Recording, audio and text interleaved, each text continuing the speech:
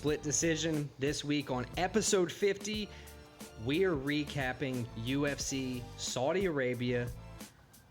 Good card. Way to not introduce MMA, but UFC first time in Saudi. I think the card lived up to the hype. Absolutely. Big finishes. The Sheik over there did what he expected to do, did what he wanted. For episode 50, this week, we're going to recap that. Couple upsets, good fights. From there, we're going to move to talk about some canceled fights for our draft this week. Top 5 canceled fights in honor of our boy Chandler versus McGregor never happening. Broken pinky toe. I think McGregor may not ever fight again, but I digress. We'll talk more about that later.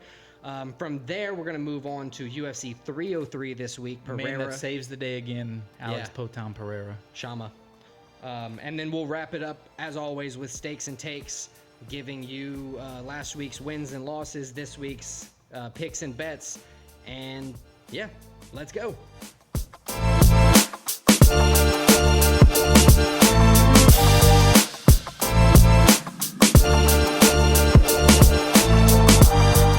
All right, so we touched on the opener in the intro. The first fight card in Saudi Arabia, first time UFC has been there.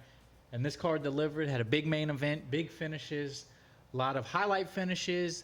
Crowd was good by the end of the fight. Of course, we had some bad ref decisions, bad judges decisions. There's nothing like a UFC card without that. I was about to say that exact thing. So all in all, great way to start the UFC in Saudi Arabia. They signed the contract. They're gonna be there a few times a year now. Yeah, for Dana said for fight nights. For fight nights. So Alex, before we hop into the action-packed main card, let's recap the prelims. The prelims were great. To start it off, opening the prelims, Chang Ho Lee gave Zhao Long a long fight that ended with Chang Ho Lee being the split decision victor.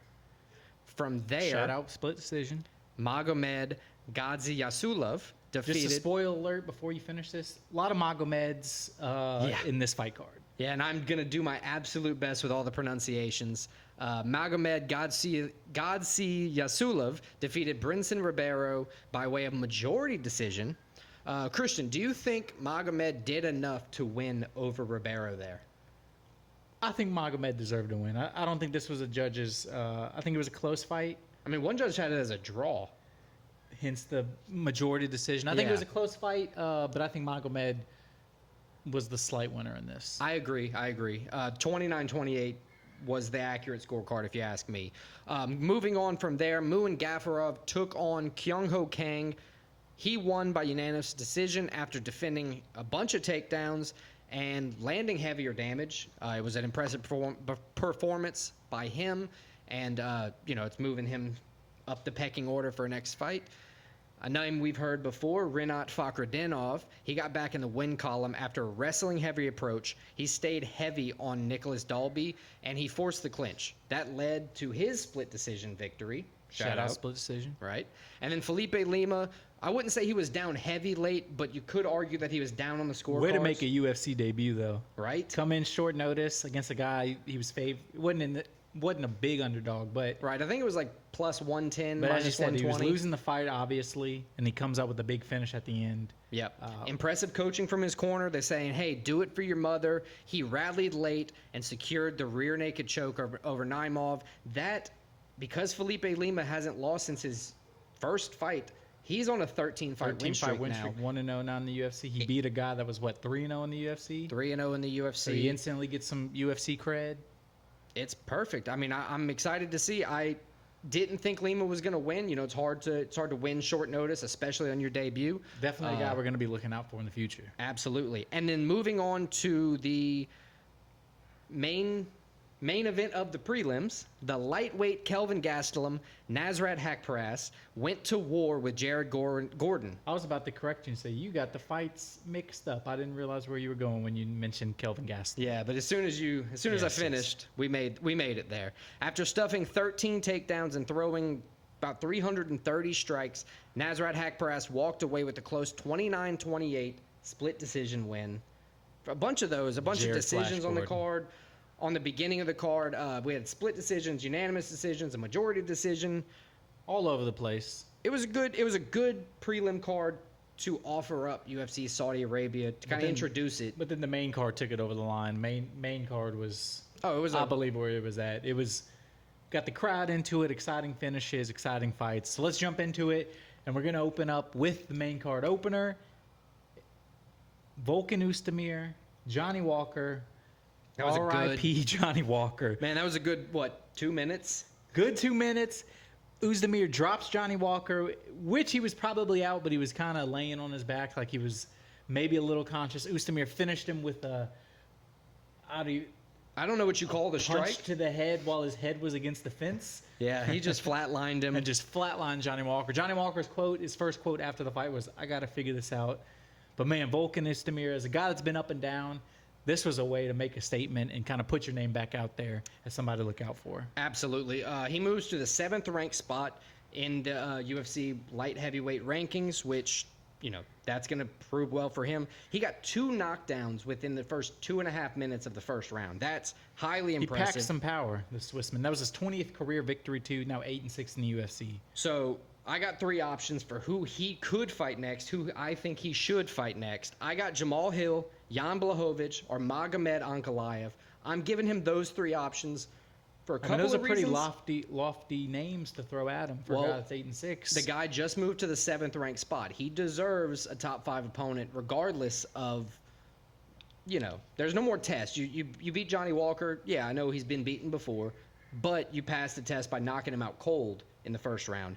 Who do you think he, out of the 3, could fight? Or was do you have another option? Ankalaev, and who else?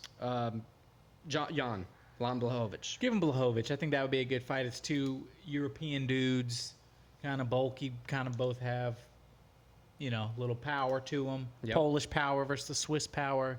Let's see who wins that one. All right, let's move on to the next fight in the main card. Shower Bullet. Magomedov, shout out, versus Antonio Tricoli. Tricoli came out strong. Yeah. He looked good, but you can tell that they were mentioning it during the fight card. He had 2 weight cuts in 2 weeks because he was supposed to fight the last week, cut weight, decided last minute this was a bigger fight for him, so he took this one, had to cut weight again a week later after traveling like 15 hours, like 3 days before. Yeah, he came out strong, but boy, he faded at the end. Faded hard. But Shower Bullet does what he does. He stood in the pocket, traded punches. He survived, and he just kept wearing on you, and he has great cardio. I loved how Dana said in the post-fight that he confirmed it finally that he probably won't be able to fight outside of those markets. Yeah, he can't. He's obviously He blind can only in fight one in eye. like Saudi Arabia and Dubai. Yeah, which cool. It was a great performance by him. Had the obvious edge. I have no who's next for him. And he finished the 3rd round TKO. So. Yeah. Well, did you see who called him out? Bo on Nickel. Twitter, Bo Nickel. Yeah, but the only problem is then Bo Nickel has to travel to which I think a fight night or not a fight night, a pay-per-view in Dubai, Bo Nickel can make that. I think eventually you could see that fight. It may not be next because. But the only how problem much is time do you have before the next Saudi Arabia card or for the next could be Dubai card? Shower Bullet though, his weakness, he did improve on it. His weakness coming into this was supposedly his ground defense. Yeah. He defended 7 takedowns. He defended 7 takedowns, but him versus Bo Nickel, that would be a matchup where can you defend his takedowns? Right. Yeah. I think that would be a great matchup. I think it's 2 guys, undefeated guys, both of them obviously, both rising stars, both have like a mystique about them in terms of like their online presence. Like Shower Bullet, one of the best meme fighters. Yeah, he is. Bo Nickel is what he is. And like for Shower Bullet, you don't want to get like put to sleep by like him. It's got a bad look. He's got one eye and he's just 2-piecing everybody. It doesn't look good for the sport. He probably doesn't have a lot of people wanting to fight him either. I would like to see that fight, but as you said, I kind of doubt that would be at least next for both guys, especially Bo Nickel. And then not to say that they're, it's kind of like not different career trajectories by any standpoint. They're both on the up and up. It's just Shara can't logistics. fight. Yeah, he can't fight anywhere but in the Middle East. So you have to just wait for that kind of... Wait for the right card. Exactly. The timing has to be right, which I don't know if it is right now. But I would love to see that fight. Let's move on to the next fight. Kelvin Gastelum versus Daniel D-Rod Rodriguez. Kelvin Gastelum asked for a weight class above, then not complained, but then was like, I can't make the weight still.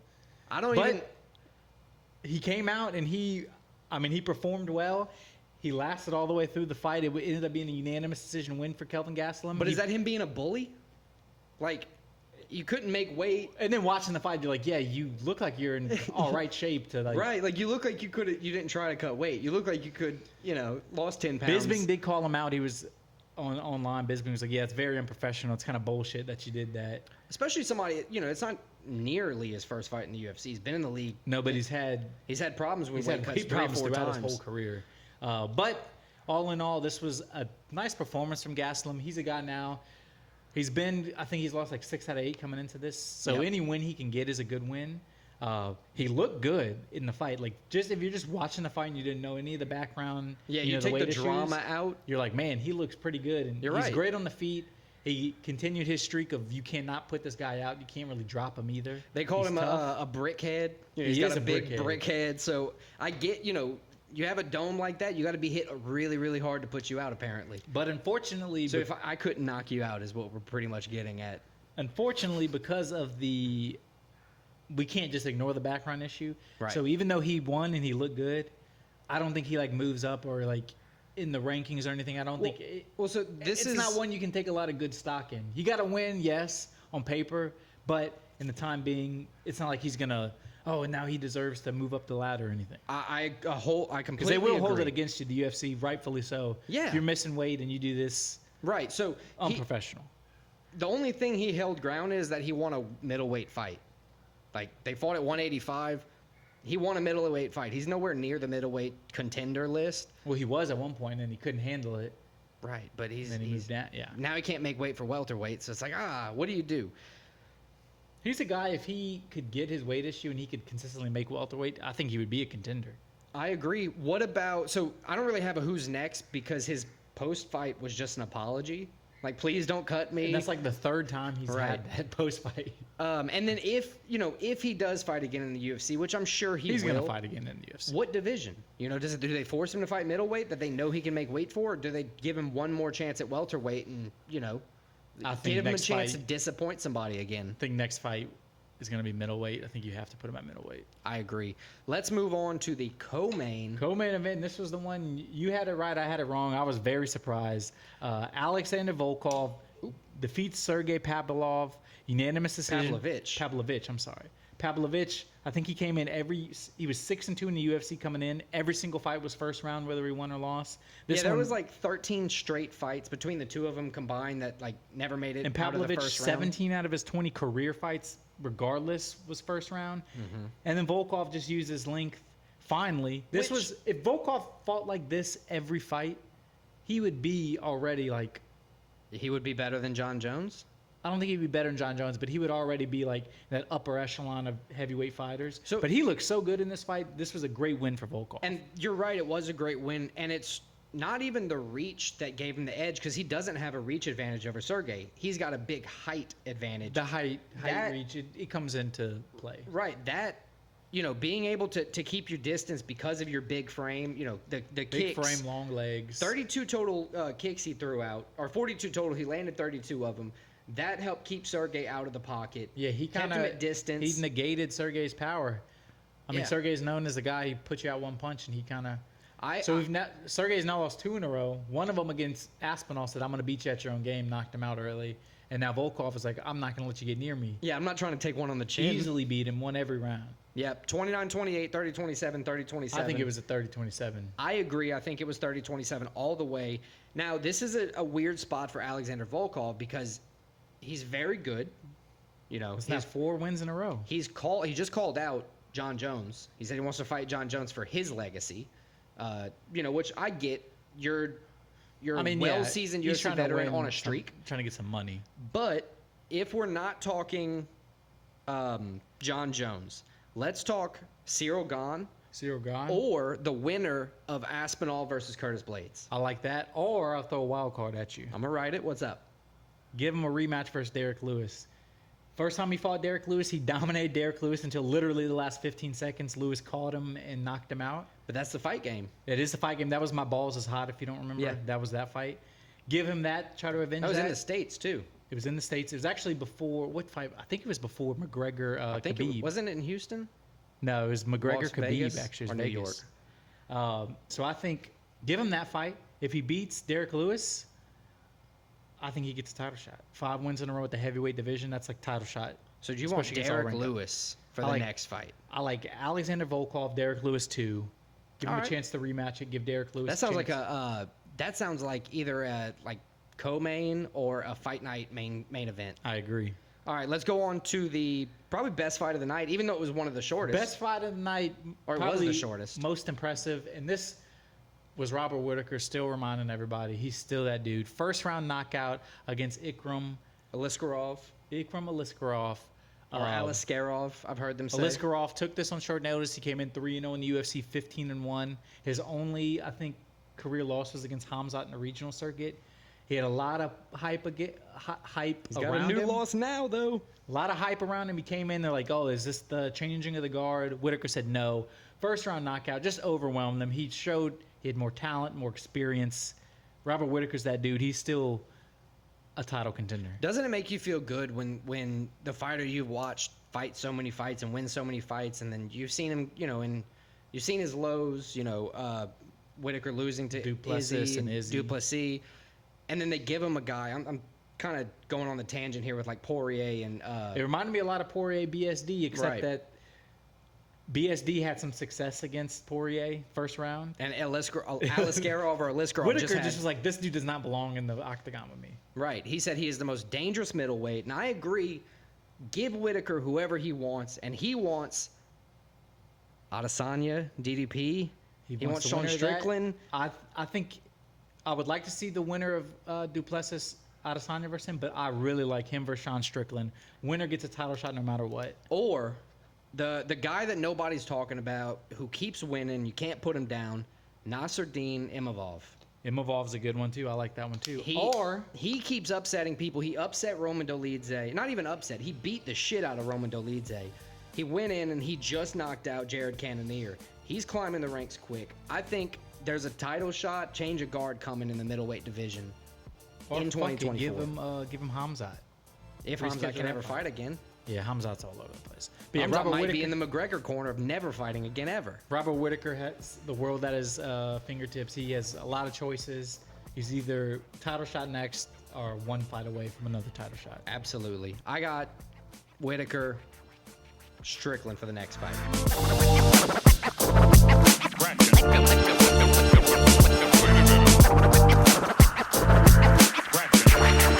Conor McGregor pulls out first time in his career of a fight. Supposed to be headliner of 303. McGregor's return versus Michael Chandler. Obviously, things happen. We have a new main event now. The co-main event also got pulled. So, Things happen.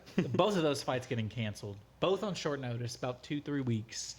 Our top 5 this week's going to be right on theme. Top 5 canceled fights.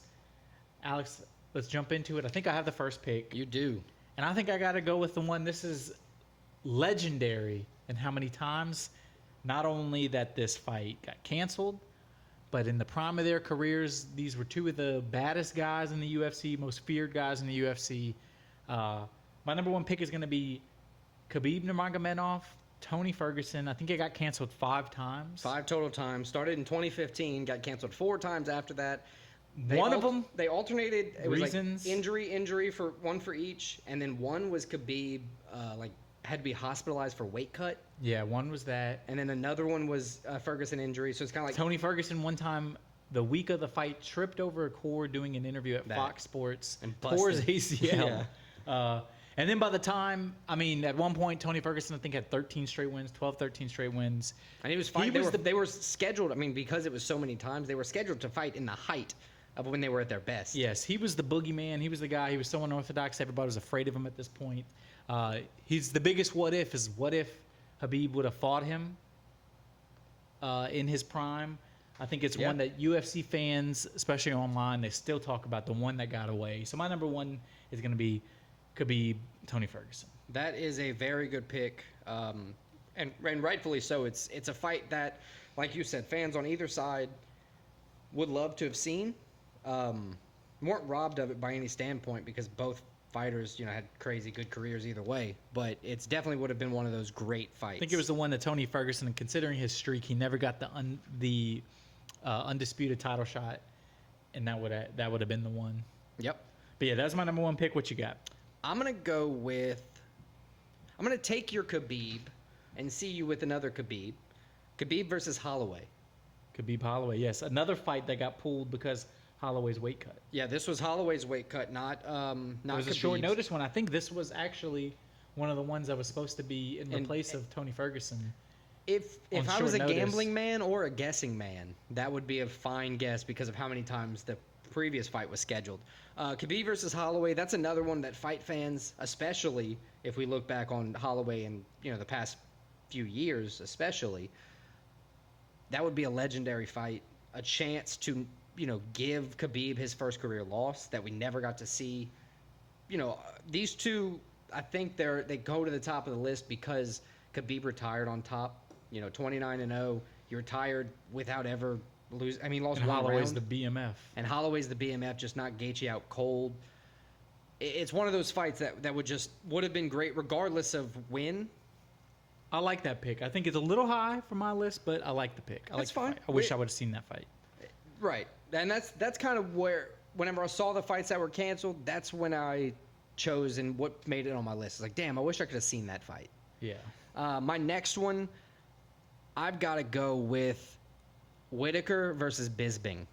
Whittaker Bisping. That would have been a legendary fight. It was canceled versus due to Bisping injuring his elbow. It was in would have been a title 2015 shot. when Bisping was still on top. So it wasn't, like on his end when he was losing a couple fights in a row before he left or before he retired. This would have been like a perfect fight to see. Whittaker versus Bisping. We could have seen a change hands, title change hands. We could have seen a very good fight play out, and we never got to see it. They talked about it this past weekend. They did. After Whittaker's win. Rob, I mean, I would have loved to see that fight too. Both guys bad motherfuckers. I mean, we know who Bisping is. Robert Whittaker just showed us again who he is this weekend. Absolutely. That's a fight that got away. I would have loved to see that. What's your next pick, sir, for your number 2 pick? So my number 2 pick, this is going to be my guest pick. I told my beautiful girlfriend, Clara, who's in the other room. Shout out. I told her the top 5 of this week. She's not the biggest MMA fan, so she did a little research. Uh-oh. She came back with a good pick, a very good pick, one that was on my list. And once she told me, I had to move it up all the way to number 2. Okay. This is going to be my number 2 pick, Conor McGregor versus Rafael dos Anjos.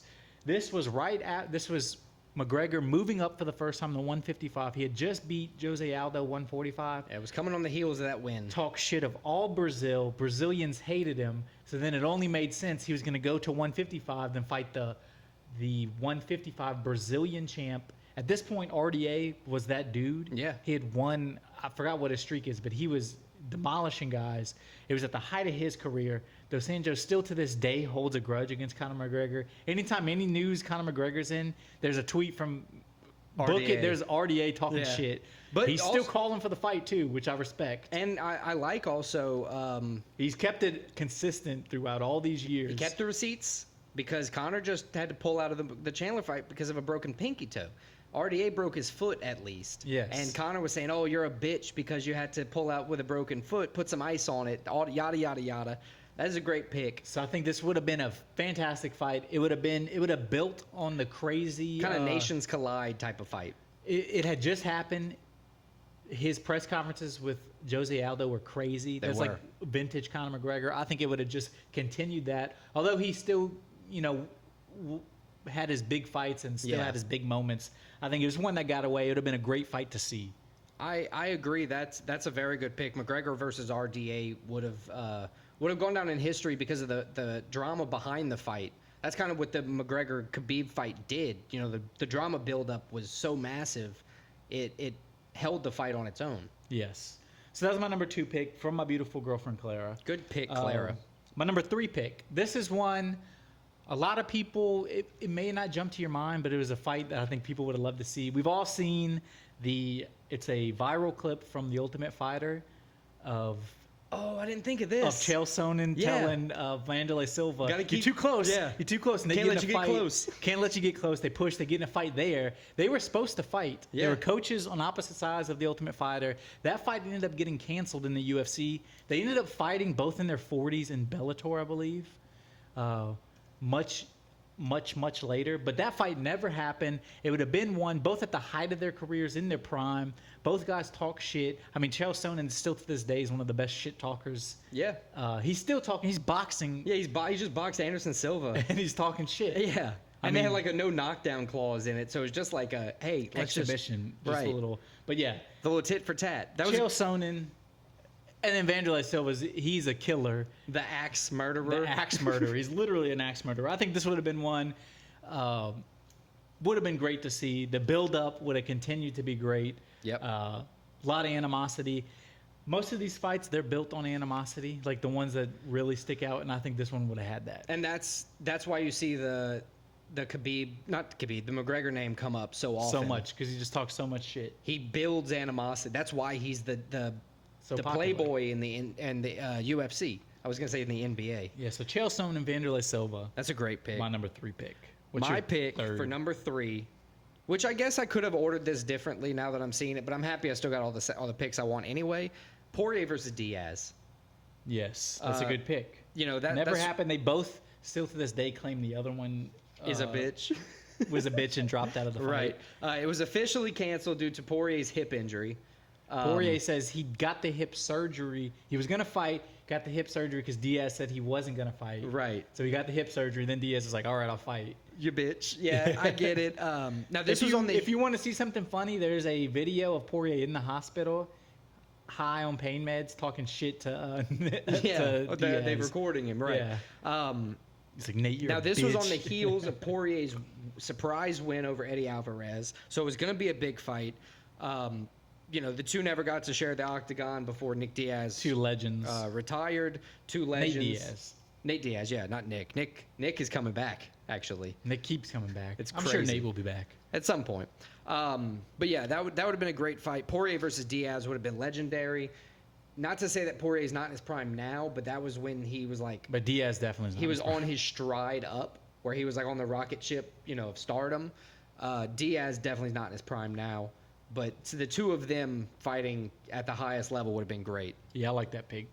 And my 4th pick, I'm going to go with Masvidal versus Leon Edwards. Jorge Masvidal versus Leon Edwards.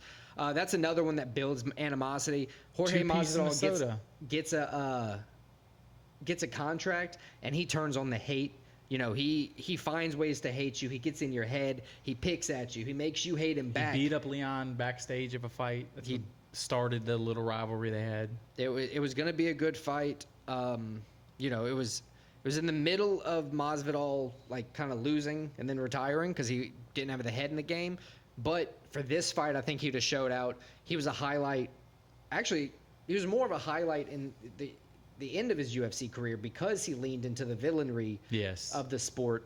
That's why everybody, really, that's why he rose, at least in the fandom side of it. Yeah. Masvidal versus Edwards, I think that would have been a great fight. So that was my 4th pick. I like that pick. I love Masvidal. I like Leon Edwards. I think it would have been a great fight, especially Masvidal a couple years ago versus Leon Edwards. Yeah, it would have been good. Absolutely. Like a 2021 Masvidal, that would have been perfect. Yes. All right, so my 4th pick. This is a fight that recently got canceled last year. Oh, I thought you were going to say last week. Last year. It's currently rescheduled for later in the year, but I still have doubts that it will actually happen. I'm going to go John Jones, Stipe Miocic, the GOAT versus the heavyweight GOAT. This would be a fight. Yeah. In their primes, would have been one of the biggest fights of all time. Even both of them old guys, haven't fought in a while. I think everybody would still like to see this fight. People talk shit. We're like, nobody wants this fight. It's like, everybody would want this fight if it was actually happening. Dude, John Jones on Twitter, or not John Jones, kind of John Jones himself, but the John Jones fans on Twitter and the Stipe fans on Twitter, they are talking about this every single day. They are. I still have doubts it'll happen. It's been canceled once, but anytime you have the undisputed, in my opinion, GOAT of MMA taking on the heavyweight GOAT at heavyweight, I mean, I gotta see this fight, and it's one that if we don't see, it's been canceled once. If we don't see it, it's going to be something where it's always going to have that what if factor. Yeah, similar to the the Khabib Ferguson thing. Or everybody's going to be this. In one light, it might be good it never happens. That way we always have the conversation of what would have happened. Yeah, because could you imagine that if John Jones just walks in and Ngannou's him? Yeah. And then it's like, oh, damn. Turns out there was no chance. Yeah, or Khabib would have done what he does to everybody to Tony Ferguson. Yeah, exactly. It almost the allure of it never happening makes it a better fight. Yes. Right. So John Jones Stipe is my number 4 pick. And what do you think you're going to take as your final pick in the top canceled fights draft? My final pick. There's a few ways to go. I liked your Leon Edwards pick, so I'm going to go another Leon Edwards fight. This is one that I think was at least twice, maybe 3 times. Leon Edwards, Khamzat Chimaev. Is that a Lionel Richie song? Once, twice, 3 times a cancel. It should be if it's not. Maybe Willie Nelson. But Leon Edwards, he took this fight against Chimaev originally when Chimaev was a big name because he fought like 3 times in like 45 days. Right. But he still wasn't like ranked or anything. Leon was ranked. He was killing people. Fought in a while and was like, I'll take him. And everybody was like, oh shit. Well, then I believe Khamzat got COVID. Then they were scheduled to refight again. Then Leon got COVID. Yep. Then I think they were scheduled again and something happened. But this would have been one, looking back at, even though Chimaev keeps dropping out of fights, when he fights, he puts on shows. We've seen what Leon Edwards does when he fights. I mean, he's the champ. Yeah. He head kicks people. I think if these two guys would have fought, it would have been fireworks. It would have been one for the ages. So Leon Edwards, Khamzat Chimaev, my 5th pick. Yeah. I like that. My last pick is one that it's not even an animosity fight.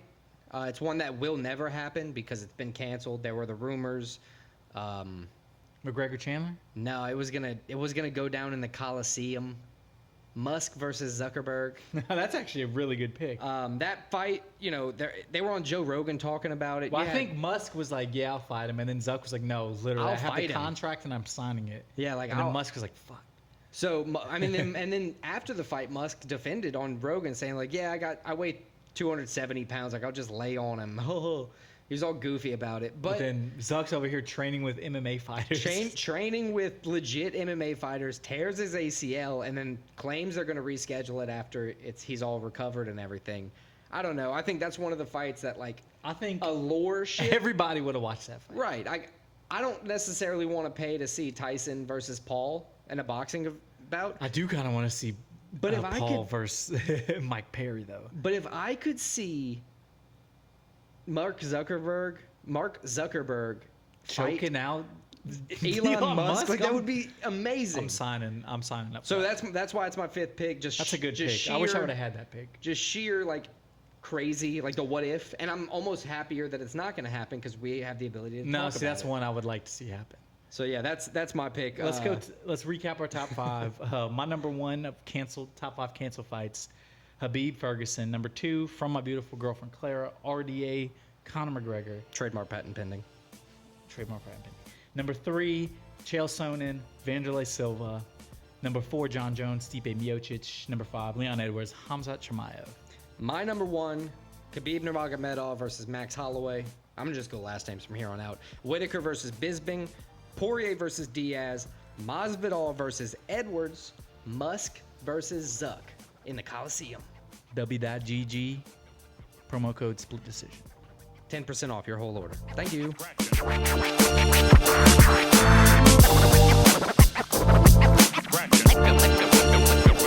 UFC 303, T-Mobile Arena, Las Vegas, Nevada. The return of Conor McGregor. Until it wasn't.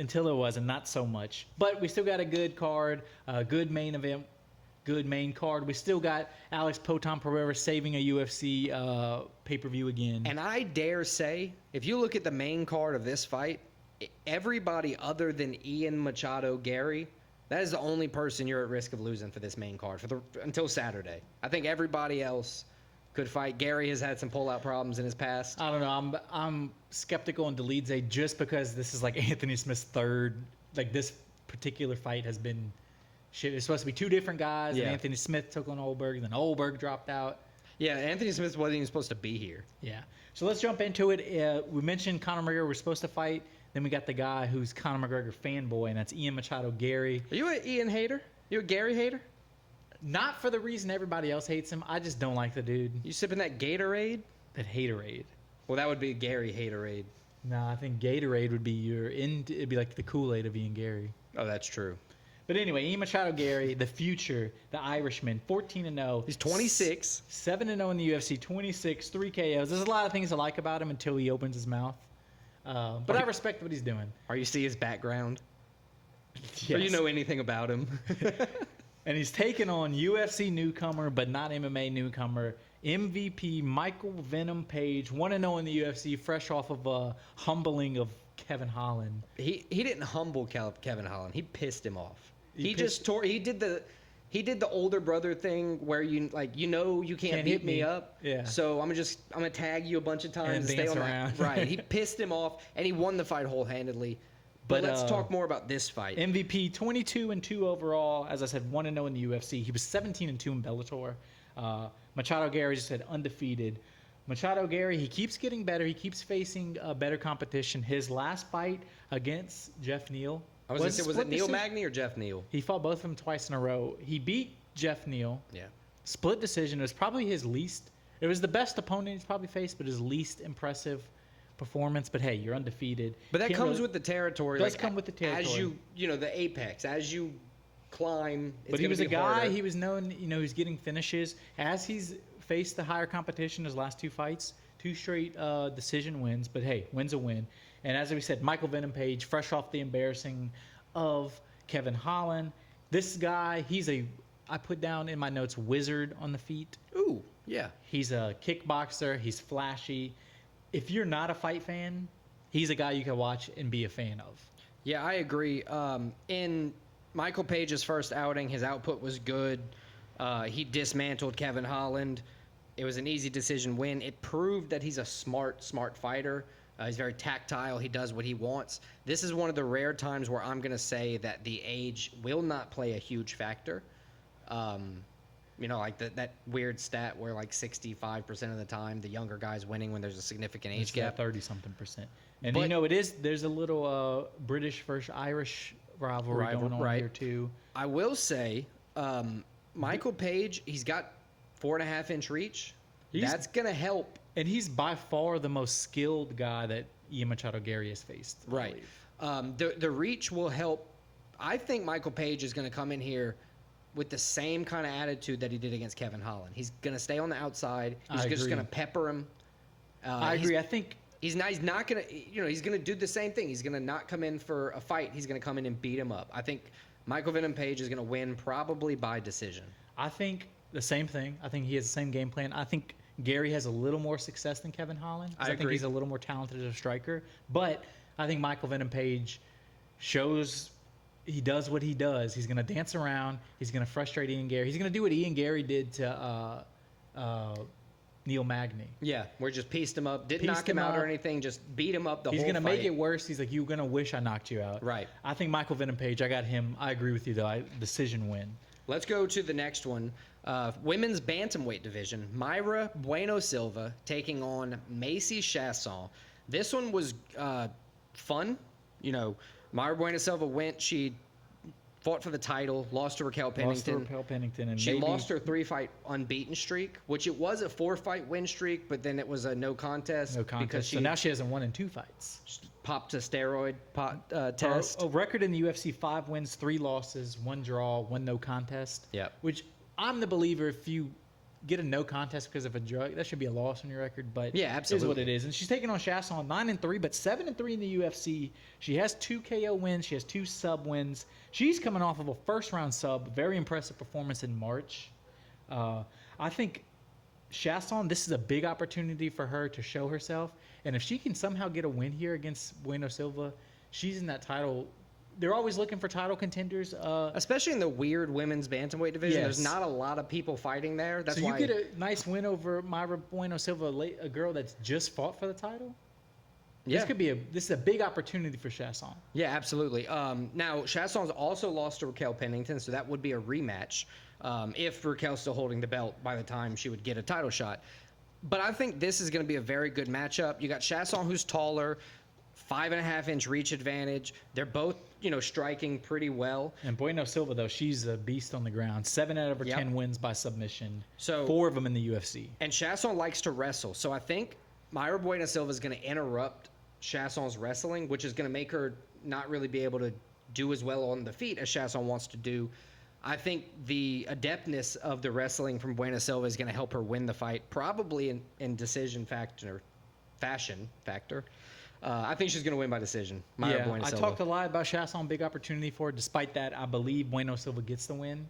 And I think Bueno Silva, I disagree on the method of victory from you. I think Bueno Silva gets another submission win. She's going to get her 5th submission win overall. But Mayra Bueno Silva, my winner here. All right, let's go to the next fight where we're going to talk about this man's family.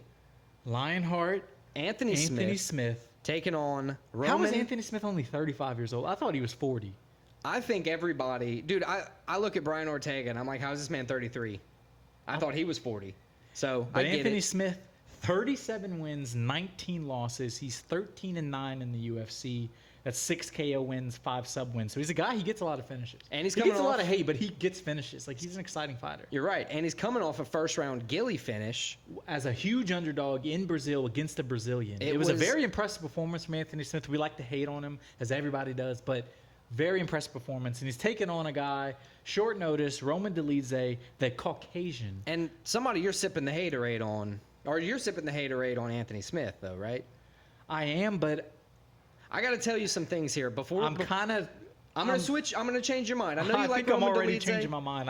I hype myself up on Anthony Smith. So this is the reason why you're going to change your mind fully. This is Roman Dolidze's first fight at light heavyweight. So he's packing on another 20 pounds to fight.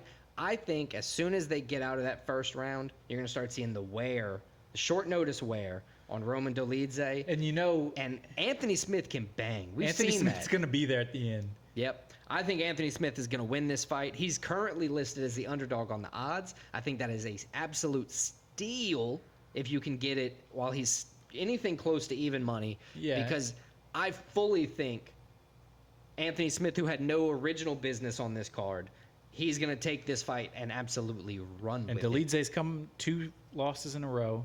As you said, short notice fight, up a weight class against a veteran like Anthony Smith. I have to agree with you. I think Anthony Smith gets the dub. This is going to be a very good fight for Anthony Smith, I think, right here. 2 straight wins. He's moving. We all made fun of him when he said, I'm making another run at the title. Well, now he's poised. If he wins this too, yeah. Yeah, he's like, oh, damn, he was Lionheart. joking, but he might actually I talked myself in this little thing from an Anthony Smith hater. Now I'm a fan of Anthony Smith. All right, he gets the win. For this next fight, do you think I could do the same? No, because I think your hate for this man we're about to talk about, which I don't know why. I like the guy. I see why you hate him. I see why he gets hate, but Brian Ortega might be the worst individual on the planet. T-City, he comes in 16-3 overall, 1 no contest, 8 wins, 3 losses, 1 no contest in the UFC. But that is, he started like 6-0 in the UFC, I believe. Yeah. So he's trying, And I'll never hate on the dude for his accolades. He's a great fighter.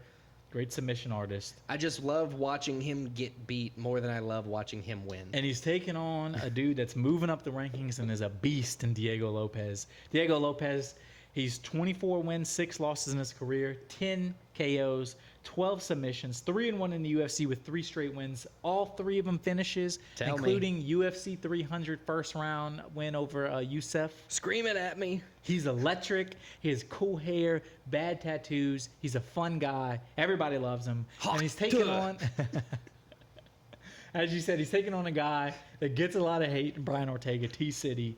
Ortega, though, is coming off of a win against... you did enough hyping up for Lopez there. You'll never make me like Ortega. I mean, Ortega's coming off of a win over Yair. He avenged his loss to Yair. It was a tough loss. It was a TKO. Shoulder, right, but it was a shoulder injury, so it, counts as a loss. He came back. He beat Yair by submission. So he avenged it. He's trying to stay healthy. He's had a hard time staying healthy. I think he's had like 5 fights since 2018. I think this is He's very talented, though. With how UFC 303 is shaping, there are 3 or 4 of the 5 fights on the main card that I think are like fight of the night potential. I think this is one of them. Like I said, as much as I hate on Brian Ortega, I'm not going to shit on the dude's accolades. He's a striking powerhouse. He's called T-City for a reason. This is one I could see. I'm picking Diego Lopez to win. This is one I could see Diego Lopez piecing him up and then getting a little too cocky, and then T-City, as he's done a few times, catch you in a triangle and then submits you. Yeah, absolutely. I could see that happening, but I'm going to go with Diego Lopez by knockout. I actually agree with you. I said that. I Let's wouldn't be go. surprised, but I got Diego Lopez too. I'm a big fan of Diego Lopez. All right, so we're done with the co-main. And let's speaking Speaking of knockouts, of knockouts and guys I'm a fan of. I'm a fan of both of these guys. I am. Alex Poatan Pereira Poatan Pereira defending his title again against Yuri Prohashchev. Prohashchev in his last fight, if he wouldn't have got knocked out by Poatan the fight before, his fight against Ratchik, you would think he could not get knocked out. He Right. got beat up, legs beat up, face beat up, and he never showed. and he just kept walking forward, and then he ends up beating the shit. He must punch so hard the way he... Dude, he stood Ratchik up. Ratchik just folded once Yuri started getting Yeah, he got the connections on him. damage in, and then he folded him. But I want to say, if you go back and rewatch the Pereira versus Prohashka one, right? Yes. Yuri lost because he held on to that deep takedown and caught the elbows until he just, went limp. Yeah. The fight was a good fight prior to that. It was a good fight. I know it wasn't, a bunch of fight, but I think that's why this rematch is made here, especially on short notice. You got Yuri. And both guys are just so exciting. Right. They're filling seats no matter what, especially in Vegas. Pereira versus Prohashka 2, it's kind of going to be like that fight where, if Yuri got the redo, is he going to continue to shoot the takedown? Or is he going to try to stand and take it on the feet? 7-1 in the UFC, 3-0 since he moved up to 205. Of course, he holds the belt. This will be his second title defense. He's 2 straight KOs at the heavier division 2. Yuri, as we said, he's only 4-1 in UFC, which is surprising. Right. All 4 of his wins by finish. Three knockouts, 1 sub. The one thing that worries me about Yuri in this fight, his willingness to just eat shots. Yep. He does it every fight he's in. He puts himself in serious danger, not like punch drunk or anything, but he's walking through their shots to land his own. And Poatan, that is a tough guy to just try to walk through his shots. I mean, he's shown it time and time again what he does to people. Yep. I think it's going to be a little bit longer of a fight than the first time. I think Yuri, as you said, I think he learns a little bit from the first fight they had, but I'm still taking Alex Poatan Pereira. I think he wins by knockout. I'm going to say 3rd round knockout this time, but I got Poatan. I agree that Alex Pereira wins this fight for the second time, and I think you are right. I think it is going to be a longer fight.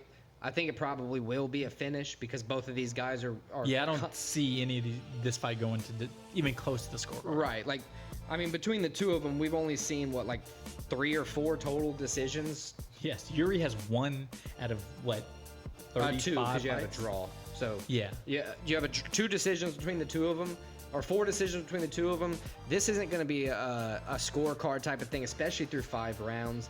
I think Alex Pereira wins probably by 3rd or 4th round knockout. So there we go, UFC 303. Check it out this weekend, and also check out W.GG, promo code Split Decision for 10% off your order. Yep. Check them out. Clean, jitterless energy.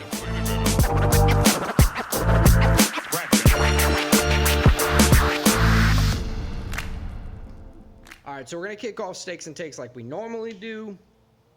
We're through 14 total weeks now, 70 total picks. Let's give them a little recap of last week. Yeah, I had not the best week last week. Not horrible, but not the best. We had 5 UFC picks off the main card, and then we brought 5 picks of our own to talk about. I did 4-1 on the UFC. I did got 3-2. Whittaker right. I got Volkov right. That was a good upset for me. I got Gastelum right. I got Walker wrong, Johnny Walker wrong. And then, what was the last fight? Shower bullet. Shower Bullet we got right as well. Yeah, I had the same exact picks as you, except for I had Pavlovich over Volkov, which was wrong. So I went 3-2. And then my pick your own picks, I also went 3-2. I picked 5 soccer. My 2 losses, both draws. Dude, England, Germany Denmark draw, and England. And then England. Germany and Switzerland draw. Yeah. England, Denmark. It is what it is. It's the risk and picking soccer. There's 3 results you can get rather than 2. But hey, If you bet Chinese baseball, you can get a draw as well. I imagine so. Just to say. And pick my own picks. I brought 4 as well. I brought 5 as well. I got 4 right, 1 wrong. The only one I got wrong was Muhammadjan Naimov. He lost to Felipe Lima on his UFC debut, which I really can't be mad at because it was a very impressive debut. Scotty Scheffler won the Travelers Championship. I said he was going to place top 10, so chick. Braves beat the Yankees on Friday, 8-1. Best team in baseball. Suck it. Nasrat Hakparast beat Jared Gordon, and Rinat Fakhretdinov beat Nicholas Dalby. I was good on all those. So it was an overall good week for me. Moving on to the bets. How'd you do? Not the best. 2 and 3 of my bets. Coming off of a perfect week. I'll let you catch up a little bit. Yeah, I guess you can have excuses The all ones you I want. had right, I had 1 unit, Whittaker minus 130. I had that right. And I had 3 units, Portugal minus 175. I had that right. Got wrong. 1 unit on Pavlovich, 3 units on England, and 2 units on Germany. Yep, I got Johnny Walker wrong, but I got Shar, Bullitt, Whittaker, Rinat Fakhretdinov all correct, and then Scotty Scheffler top 10 I got correct as well. So it helped even the odds a little bit. I'm at 47, 26, and 2. You're at 49, 26. We're both still up units. I'm up like 21.5. You're up 17. So we're doing pretty good.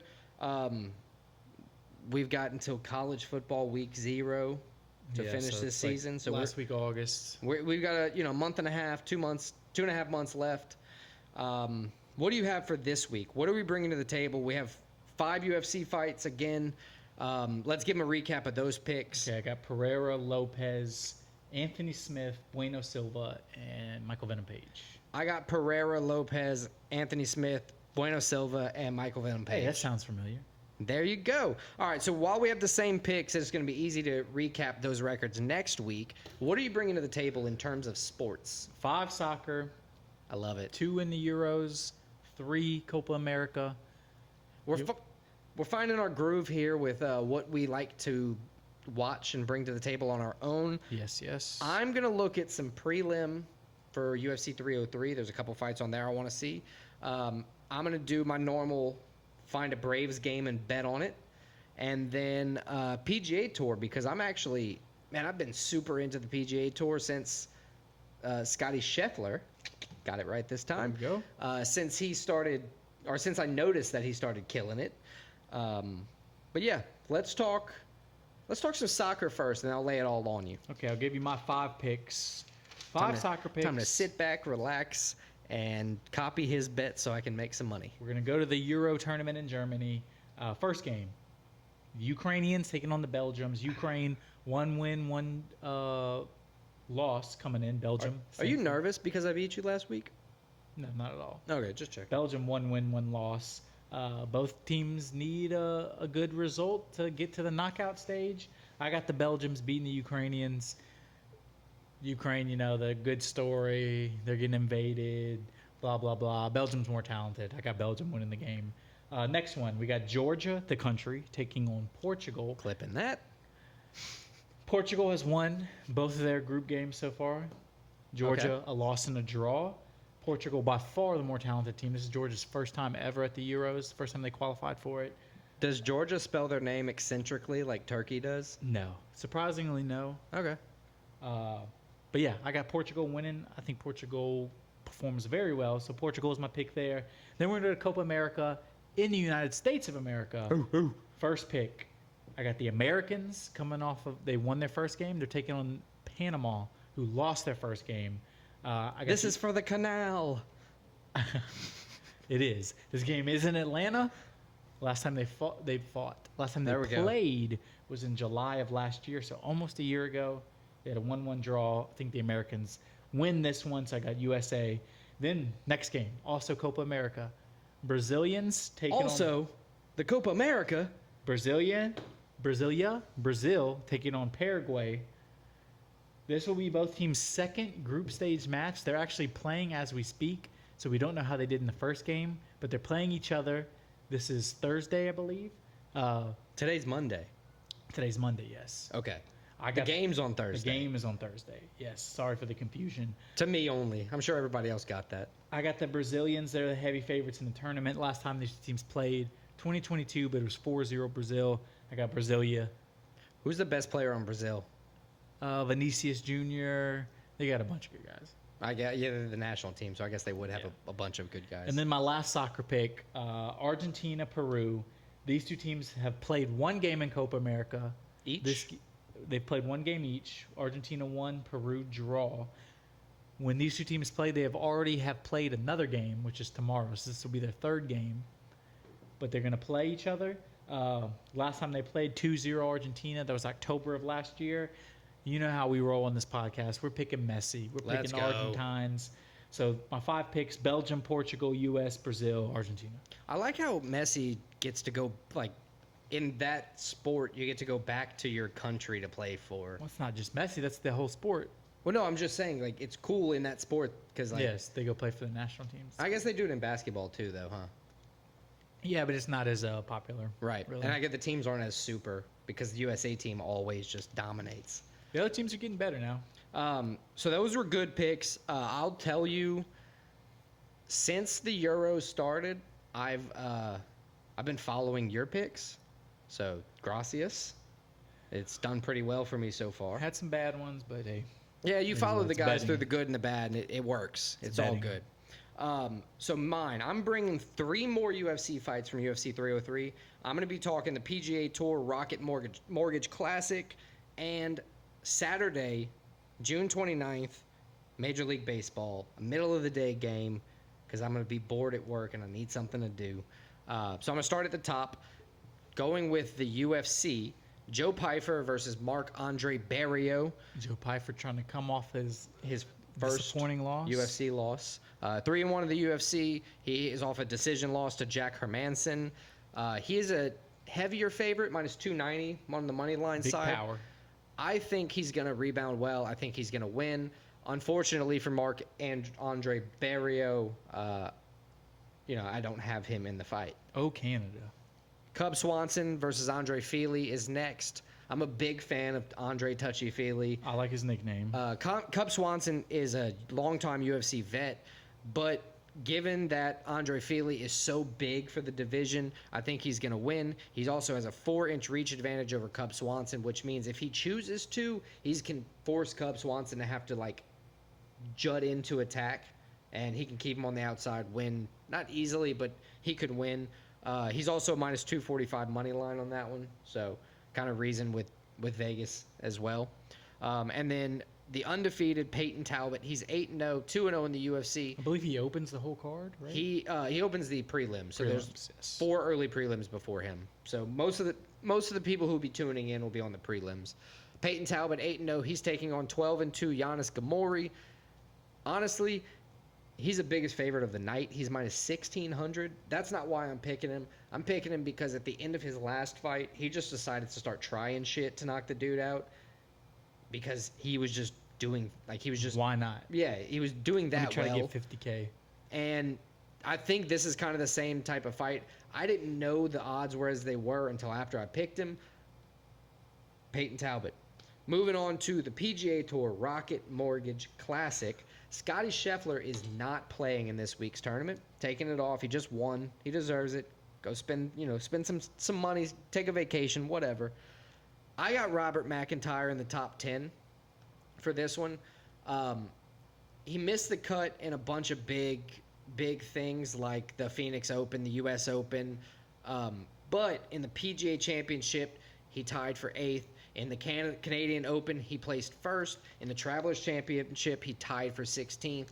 So you're banking on him getting his momentum a little bit? I think he's going to gain a little bit of momentum. Finding his game? I think he's going to find his game a little bit better. He's won, he won in the end of May, beginning of June. I think he's got what it takes for a top 10 finish. It's plus 400, so it's kind of saucy on the odds.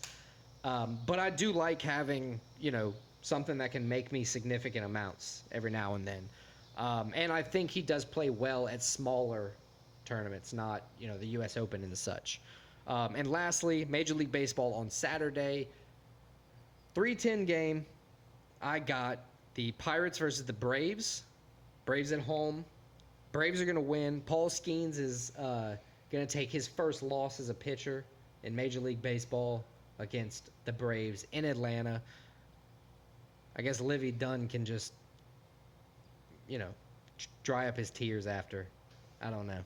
But those are my picks. Let's move on to what we're putting money on. Our bets. I got 3 MMA bets, 2 soccer bets. What if you just refuse? Like, I'm only doing 3 this week. I don't know. We've never done that. I'm never going to do that either.